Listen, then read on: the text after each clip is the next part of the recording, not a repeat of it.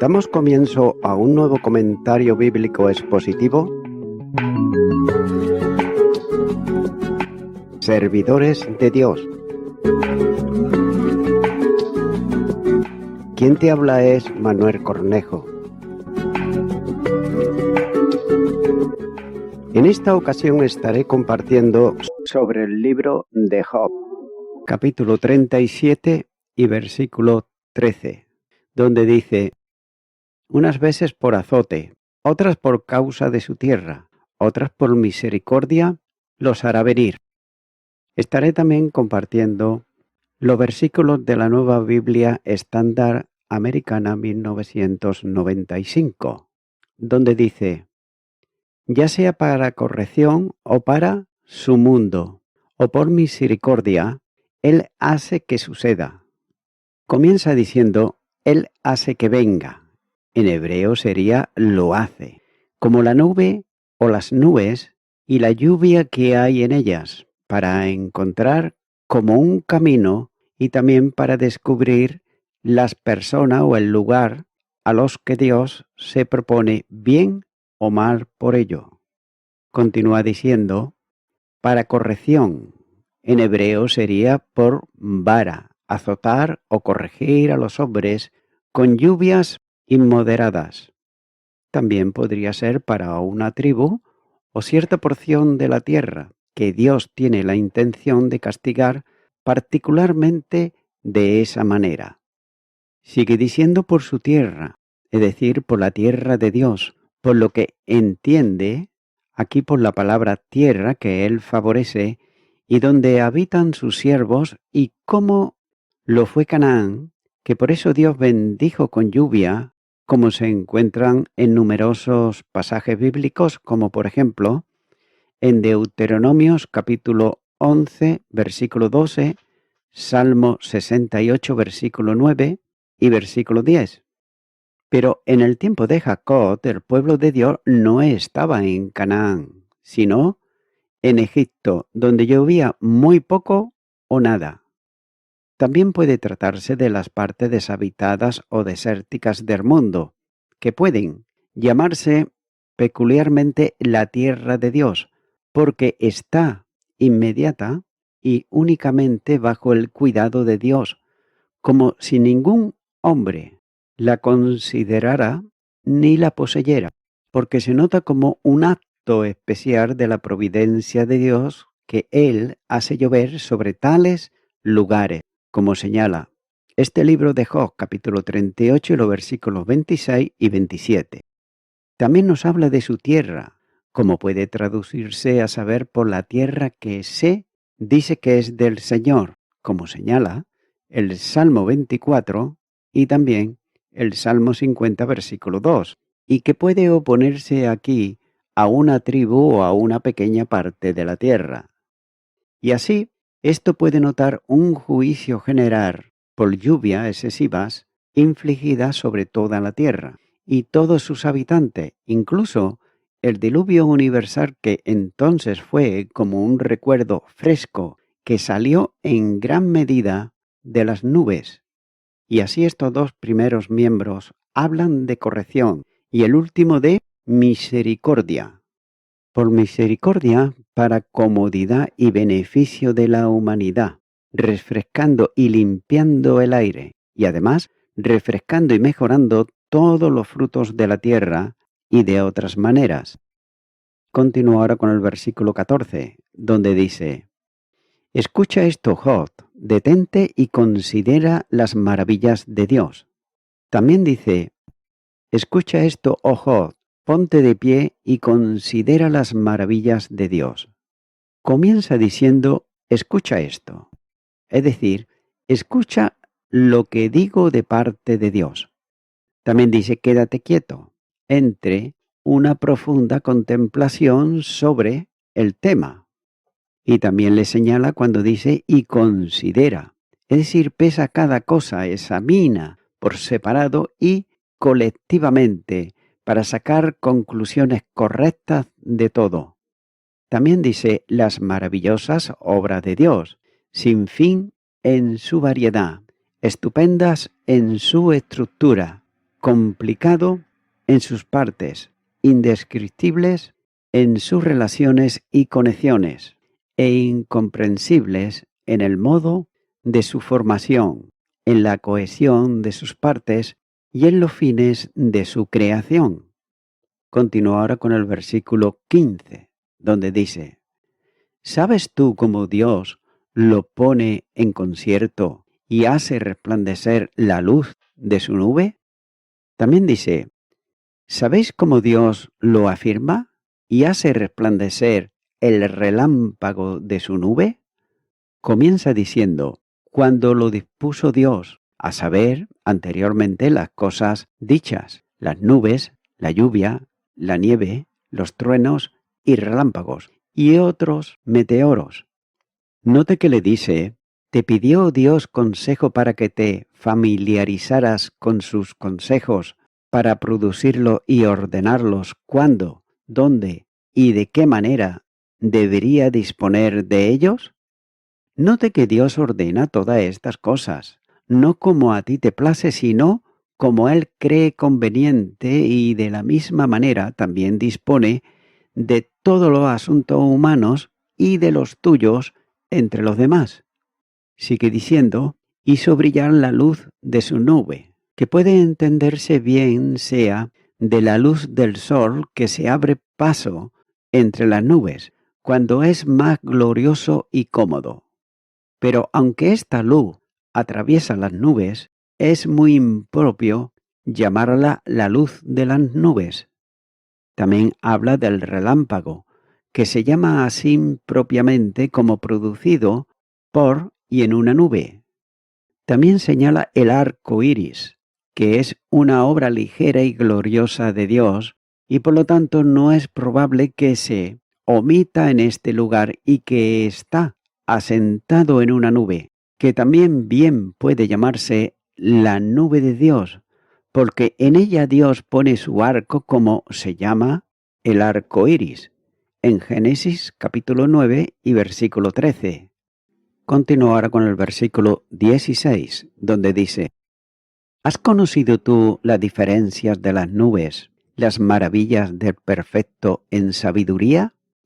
También dice: ¿conoces las capas de las espesas nubes, las maravillas de uno perfecto en conocimiento? Comienza diciendo los balanceos, como Dios, por así decirlo, pesa y suspende las nubes en una balanza, de modo que, aunque son pesados y agitados por el agua, su poder los mantiene suspendidos en el aire, para que no caigan sobre nosotros en chorros e inundaciones, como algunas veces lo han hecho, y generalmente lo harían si no los anula un superior, es decir, Dios. Continúa diciendo que es perfecto en conocimiento, por tanto que sabe exactamente el peso. Estos son efectos y evidencia de su infinito poder y también conocimiento. Continúa ahora con el versículo 17, donde dice: ¿por qué están calientes tus vestidos cuando Él sosiega la tierra con el viento del sur? También dice: vosotros cuyos vestidos están calientes cuando la tierra está quieta a causa del viento del sur. ¿Cómo y por qué tus vestidos te abrigan, de las cuales, como hay algunas causas naturales, así es cierto que no son suficientes para hacerlo sin bendición de parte de Dios, como muestra, por ejemplo, la expresión en Ageo capítulo 1 y versículo 6. También nos habla de la tierra, es decir, el aire alrededor de la tierra. También señala cuando dice por el viento del sur, que aunque a veces trae tempestad, como señala en el versículo 9, sin embargo, comúnmente trae calor, como también señala el Evangelio de Lucas, capítulo 12 y versículo 55. Como el viento del norte, por otro lado, trae frío, como señala el versículo 9 de este capítulo. Del viento del sur, es decir, de la tempestad que se notó que venía del sur. Y note que por el sur, es decir, por la entrada del sol en las partes del sur, lo que hace que el aire sea tranquilo y cálido. Continuar con el versículo 18, donde dice: ¿extendiste tú con él los cielos, firmes como un espejo fundido? También dice: ¿puedes tú con él extender los cielos? ¿Fuites como un espejo fundido? Aquí hay varias preguntas, y la primera de ellas es: ¿has extendido tú con él el cielo? Otra es: ¿ayudates tú en la expansión del cielo, esa obra grande y magnífica del Creador que trasciende casi todas las demás? Como señala Job capítulo 9 y versículo 8. Y otra pregunta: ¿no hizo Dios esta obra solo, sin siquiera un consejero? Como señala Isaías capítulo 40 y versículo 13 y 14. De modo que tú no tuvieras parte en ella. Note que es fuerte y como un espejo fundido. El cielo es fuerte, es decir, está firme. También es duradero o permanente, aunque no tan duro como un espejo. Por otro lado, Eliú, sin embargo, parece haberlo considerado como muchos de los antiguos como una masa sólida, parecida a un espejo cóncavo de metal. Por otro lado, también la traducción espejo es incorrecta, tanto aquí como en Éxodo capítulo 38 y versículo 8, ya que el vidrio no se usó para espejos para el periodo del Imperio Romano temprano, ya que los primeros espejos eran de metal pulido.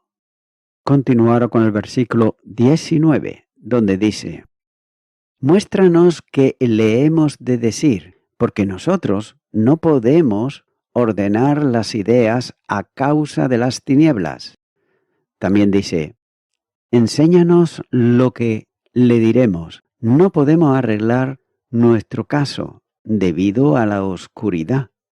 Comienza diciendo a Él, es decir, a Dios, ya sea como disculpa por ti o más bien a modo de debate y también de disputa con Él acerca de sus consejos y caminos, acerca de los cuales no sabemos qué decir y por lo tanto estamos dispuestos a ser enseñados por ti, que pretendes un conocimiento tan exquisito de estas materias. Así que es una reprobación de su presunción y de su arrogancia. Continúa diciendo: no podemos ordenar nuestro discurso, es decir, no sabemos con qué palabras o materia, ni en qué método y manera mantener un discurso con él o alegar contra él. Note que las palabras nuestro discurso se entienden fácilmente a partir de la cláusula anterior del versículo.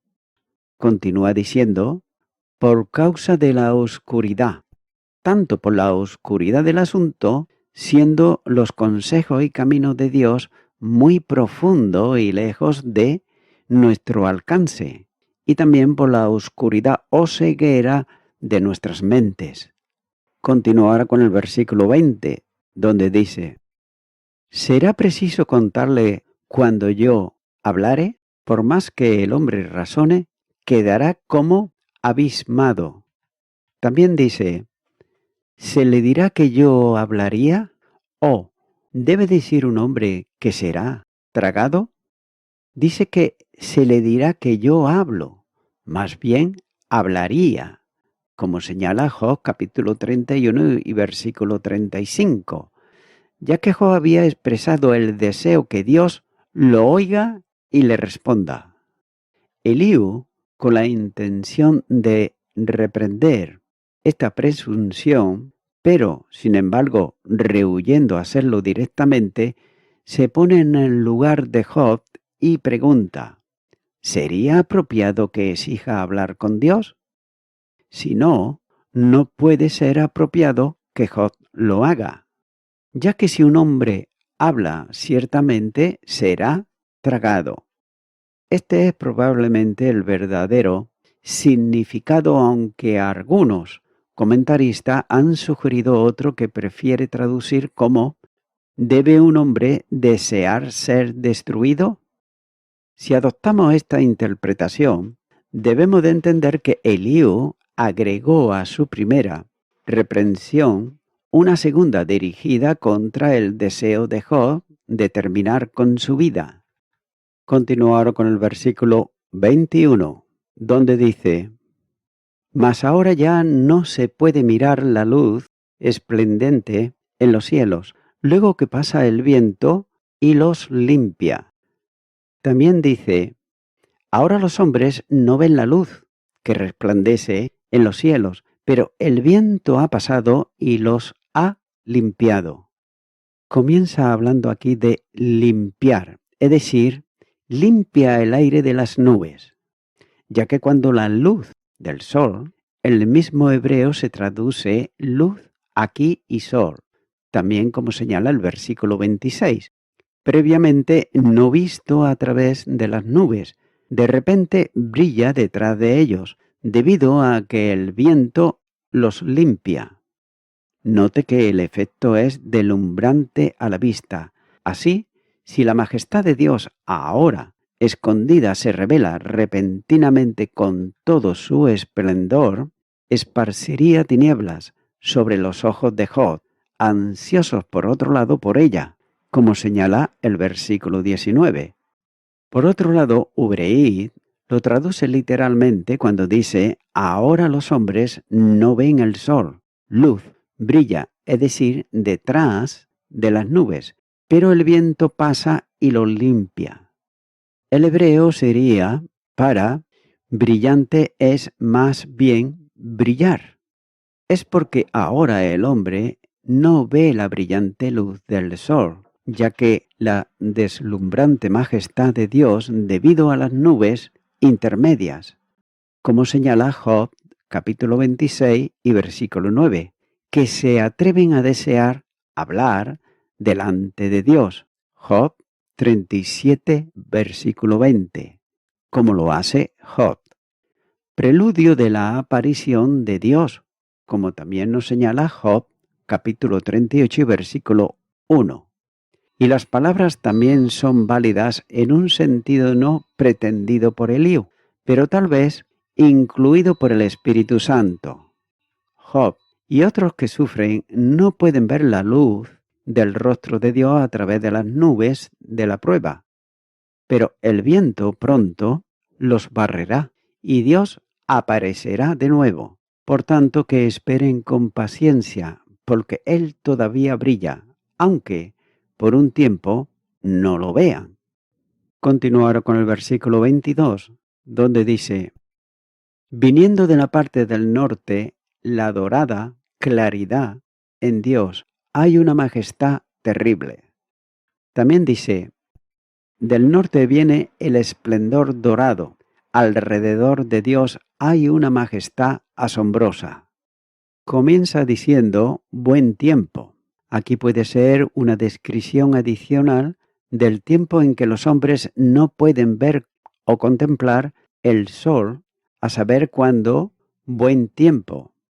Y note que correctamente, y así esto puede señalarse como otra maravillosa obra de Dios, que el más selecto de los metales, como es el oro, debe de ser encontrado y sacado de la entraña de los fríos países del norte.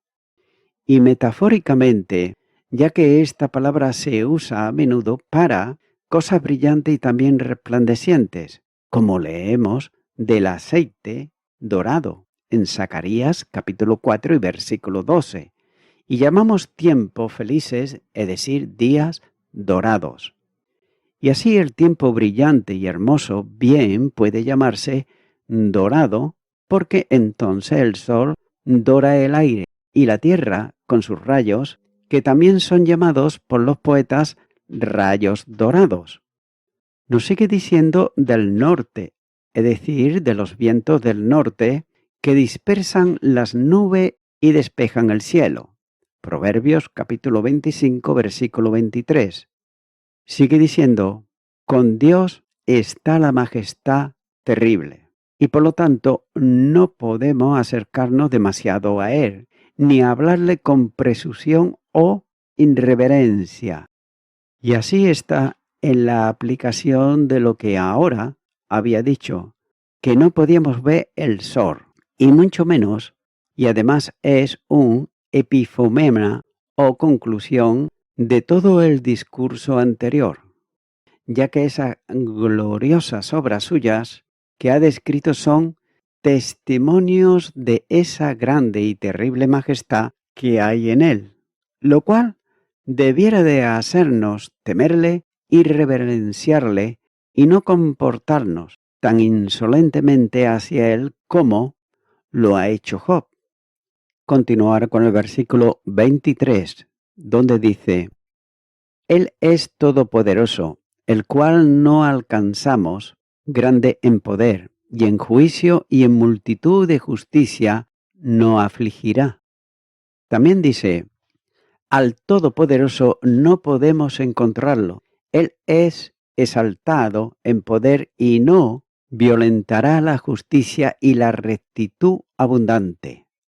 Comienza diciendo, no podemos descubrirlo, es decir, la perfección como está expresado en Job capítulo 11, versículo 7, ya que no podemos comprenderlo, su ser, poder, sabiduría, justicia y sus consejos que proceden de ello están más allá de nuestro conocimiento y por eso es de lo más absurdo e intolerable que tú, ojo, te atrevas a censurar lo que no entiendes.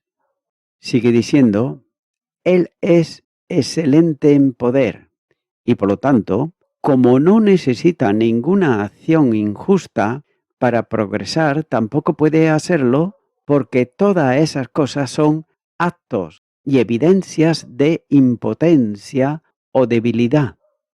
También sigue diciendo, en el juicio, es decir, en la administración justa y recta del juicio, como esta palabra se usa a menudo, y como la cosa misma y las siguientes palabras lo evidencian claramente. Y esto añade, para insinuar que aunque Dios ciertamente tenía poder para aplastar a Job o a cualquier otro hombre, sin embargo, nunca ejerció ni puede ejercer ese poder injustamente o con tiranía como parecía insinuar Job. También sigue diciendo, en plena justicia, es decir, en grande y perfecta justicia como ningún hombre puede reprochar con justicia. Sigue diciendo, no afligirá, es decir, no lo hará sin causa justa y sobre medida, como y se debe ser limitado, tanto por las palabras anteriores como por la queja de Job, que era de ese mismo modo y de la naturaleza de la cosa, porque de otro modo, esta proporción que Dios no afligirá no es simple y universalmente cierto, ya que estas últimas palabras pueden unirse a las primeras y así algunos rinden el lugar, ya que Él es excelente en poder, pero sin embargo no afligirá a ningún hombre con juicio y mucho, es decir, demasiado. Cuando habla de justicia, es decir, con extremismo o rigor de justicia. Continúo ahora con el versículo 24, donde dice, no temerán por tanto los hombres, Él no estima a ninguno que cree en su propio corazón ser sabio. También dice, por eso los hombres le temen. Él no respeta a los sabios de corazón. Comienza diciendo, por lo tanto, que los hombres le temen, que vean en su insondabilidad, su poder todopoderoso, su absoluta perfección moral y su superioridad sobre todo cuestionamiento humano. siendo por otro lado los más amplios motivos para la más profunda reverencia y temor.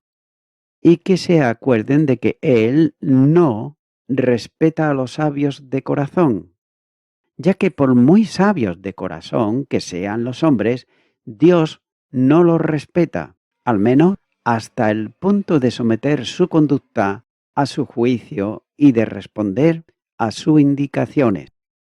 Y voy concluyendo con esto. Las pruebas, como nubes, pasarán en el buen tiempo de Dios, si esperamos pacientemente y oramos con fe. La luz siempre brilla, pero no siempre se ve.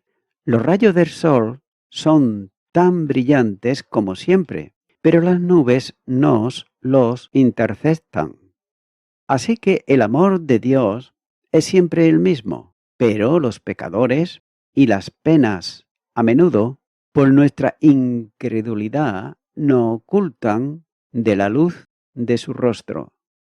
El Espíritu de Dios es el viento purificador que quita del alma las tinieblas de la ignorancia, la incredulidad y el pecado.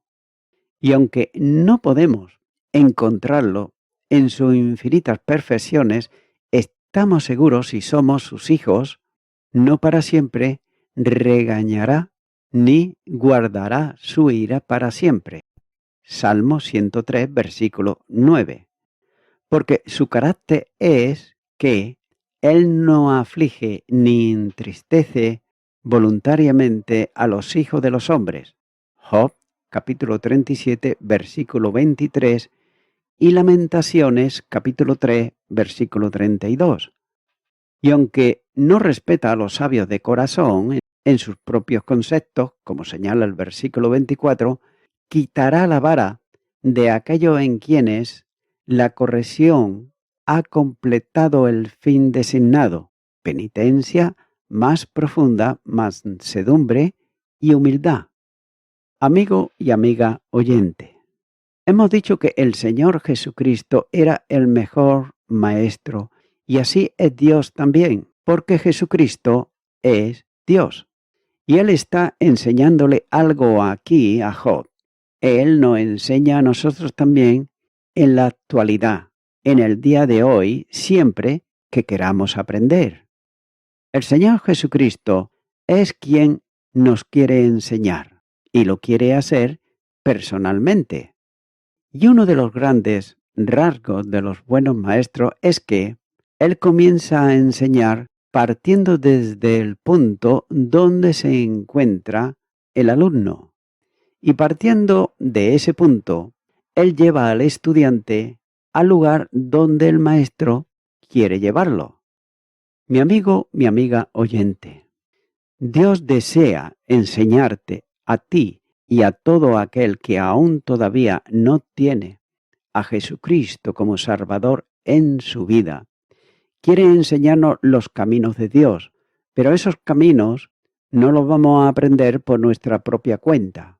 Necesitamos que Él nos guíe, ya que la misma palabra de Dios nos enseña que Él es el camino, la verdad y la vida. De manera que mi amigo, mi amiga oyente, yo te animo ahora, en este momento, a que tú vengas al gran Maestro, pero también al gran Salvador que dio su vida en la cruz del Calvario por tus delitos y pecados. Ora conmigo esta oración que voy a hacer y repite y di: Señor Jesucristo, vengo a ti en arrepentimiento, porque muchas veces me he burlado de Dios, me he burlado de la Biblia, me he burlado de las cosas santas, pero lo he hecho por pura ignorancia. Ahora te pido perdón por todos mis pecados y me arrepiento de ellos y te acepto como mi Salvador.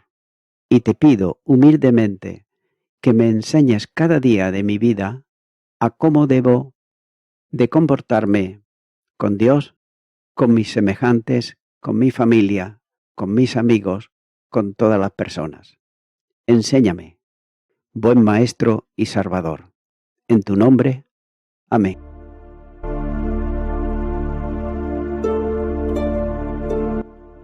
Amigo y amiga oyente, si tú has hecho esta oración de corazón, te recomiendo que comiences a orar a Dios, en primer lugar, en el nombre del Señor Jesucristo. Orar a Dios no es rezar, sino que es hablar con una persona. También te recomiendo que leas la palabra de Dios y lo hagas a diario. Comienza, por ejemplo, con el Nuevo Testamento. Y también, por último, te recomiendo que para que puedas crecer espiritualmente, te congregues en una iglesia cristiano-evangélica, donde se predique, se enseñe y se practique la sana doctrina y la palabra de Dios. Congrégate ahí y con el tiempo podrás crecer espiritualmente y también servir al Señor Jesucristo. Que Dios te bendiga. Y a toda la audiencia, nuevamente ya me estoy despidiendo de todos ustedes y será hasta el próximo programa. Que Dios os bendiga a todos.